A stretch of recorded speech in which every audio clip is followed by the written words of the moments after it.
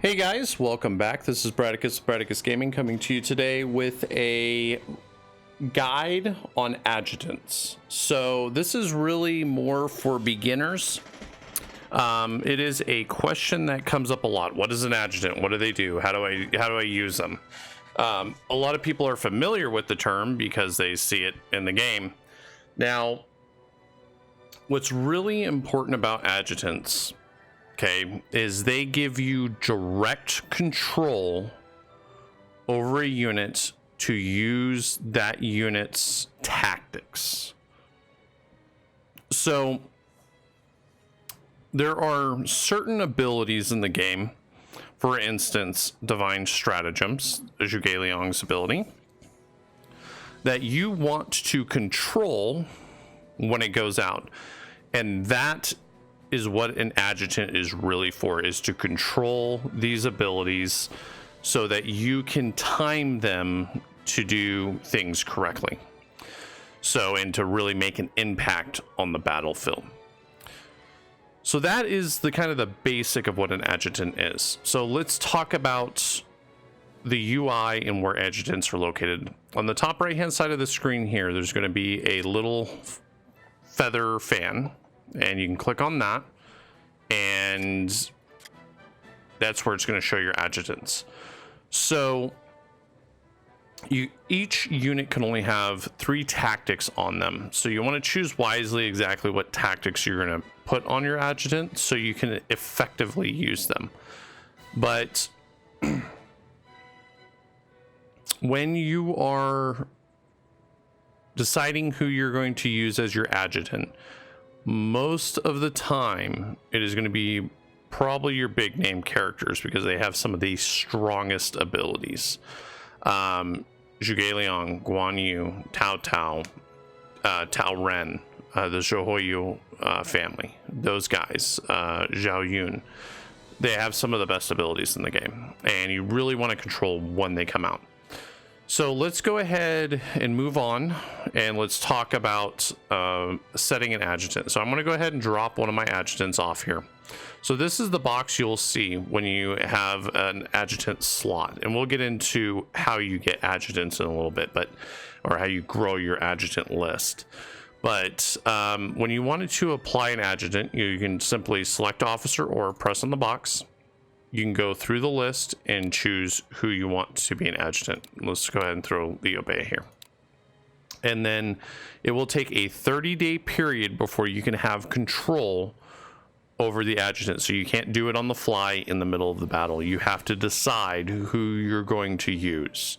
Now, sometimes it is worth dropping an adjutant in the middle of battle and adding another one. So in 30 turns, you can go ahead and use a different ability. But typically, you're not going to be doing that. You're going to have the kind of the same adjutants going throughout the game. So you can see here, not deployed, 30 days remaining until control. And then you can see these 2 here are not deployed at all, but they are ready to roll. So as soon as they come out, okay, they will start generating power to use abilities. You'll also notice here that there is a colored ring around the portrait of the character. That has to fill in all the way once before you can use any of the abilities, and then it will keep filling up and they become stronger and stronger as they go.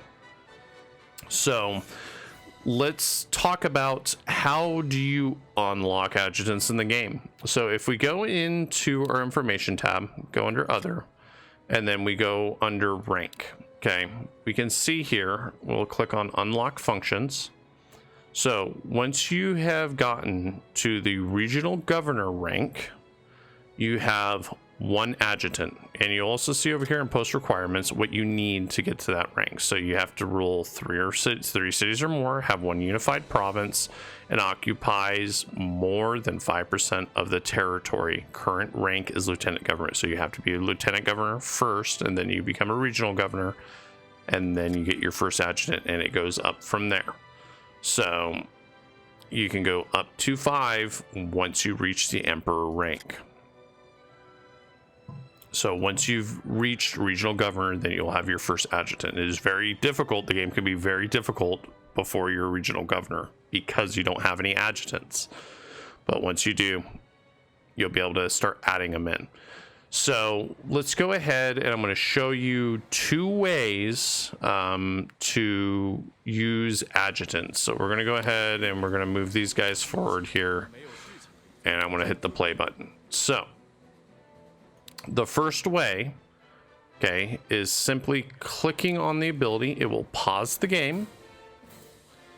You can select a unit, or sometimes the abilities allow you to select your own unit if it's something like cure or morale boost or whatever.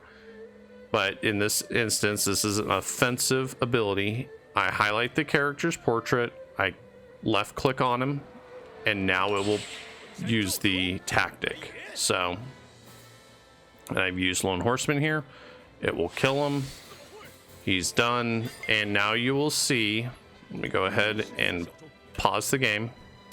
You will see that now I can't use any of his abilities, and he's generating a new ring. So that is the basics of using adjutants. That's the basic way you use the ability. Now we're going to go ahead and keep playing just a little further here, and I'm going to go ahead and pause the game this time, and then I can select my ability. I'm going to go ahead and use Divine Stratagems on Talren, and then you can unpause it, and then it will initiate the tactic. Now, one of the things, and I don't have a video of it right now, but one of the things that will also come into play is there are times when abilities will chain with other units. So for instance, Zhuge Liang, Guan Yu, and Liu Bei are all in a group together. They're standing right next to each other within the range, okay? And you pop Divine Stratagems. What will happen is it will power up Divine Stratagems. The portrait you'll see on the screen will be split typically, and you'll see multiple characters that are applying to that ability, and it will become a stronger ability. And it will drain the bars of the other characters, and sometimes you will also have chaining effects. So one thing that I run across a lot is I will use Divine Stratagems. I have Liu Bei, and all of a sudden all my units will heal. It's hard to get it down exactly when it's going to happen, but it will chain with other abilities. Other things will happen, or they'll pop their ability at the same time. So, you know, there's chaining effects, and you'll see little bolts of lightning shooting between all the guys. So there are things to have in consideration, is that if I have Guan Yu right next to Zhuge Liang with Liu Bei, that it may chain all of their energy out when I use that ability. Doesn't happen all the time. It's kind of, it almost seems like it's random. I'm sure there's some kind of algorithm that determines exactly when they chain, but to be honest, it doesn't really matter all that much. So that's something to be aware of, though. Now, it usually only chains when there are units with relationships next to each other. As you can see, Wenpin here and Zhuge Liang don't have any kind of special relationship, so they're not going to chain with each other. But that's pretty much it. Let's take a look at some of the tactics, and let's go over kind of the better ones. So I personally don't like anything with the fire, you know, inflame, stuff like that. It's not my favorites, but anything that applies disorder is fantastic. Surprise attack is great. Volley's fine. Chuko Nu is actually a great ability. You can see here it's a long distance. That's why it's great. It applies restraint at a distance, which makes it significantly better. Rally can be really great. Iron Wall can be fantastic. Shout is amazing. Disturb is not my favorite, but Disorder is fantastic. Provoke is situational. Jeer is also another fantastic ability. Cure is meh. It doesn't really do what you want it to do, and it's kind of a waste of slot, to be honest. Calm can be very, very powerful, but it's very situational. And then you have, you can see here, these are all the siege weapon ones. Expel and Storm and Rain of Arrows are ship based. I don't really get in a whole lot of ship fights, so. And then we're getting in, these are a lot of the named abilities. Now, what's really important about the named abilities is some of them have a radius. So if I click over here on effect 1, this one has a radius of 1 cell, so meaning that it's literally in an area around the unit or the targeted unit. So all the cells around that hex, or all the hexes. Some of them go up to 2 cells, so it's from the unit 2 hexes out in a circle, basically. Some of these ones are interesting, like 8 gates is usually decent. It's not specifically great though. Increased defense is cool, but it's I'm very aggressive, so I don't like to sit and mess around with a whole lot of defense when I can do aggressive abilities. So applicable Lao is actually a very good ability. Wise Counselor is decent.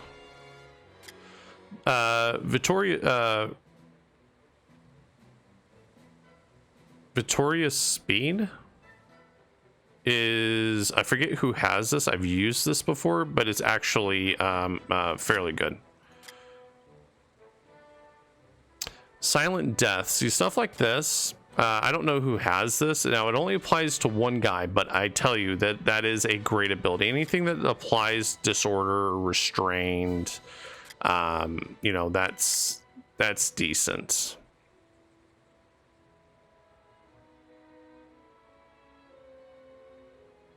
Tiger Claws and Tiger Roar are good. Brush and Blade is fantastic.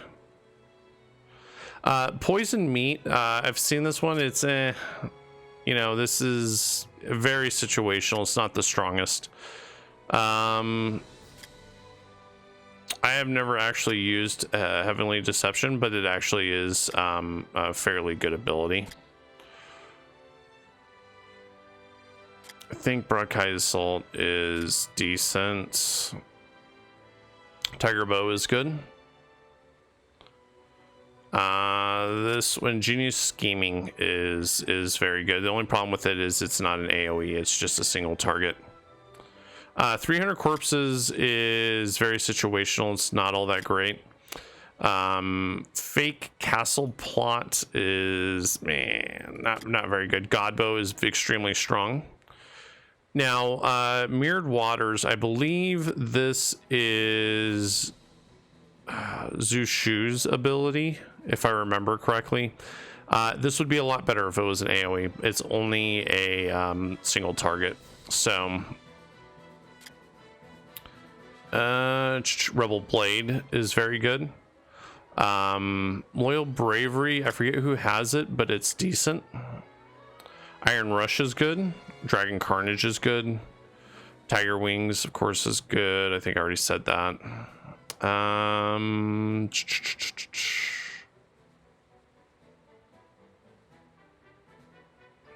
I think there's another one in here that's AoE that's very, very, very good. This one right here. Inscrutable Schemes. This is very, very good. Anything that applies disorder is good, even if it's on a single target, like these two are. I've never used Great Peace Magic, but I imagine it is fairly good, specifically because it's an AoE. Anything that applies all status elements is fantastic. Enemy of All, it's not all that great. It's definitely not the best ability I've ever seen. Heaven's Warrior is good. Strength of We is a really good boost, so that is very nice. Talented Virtue, that's Leo Bay. That's Recover Wounded, morale increase. Divine Strategist is probably the strongest abilities in the game. And actually, Transcendent Fire is a very, very, very, very, very good ability.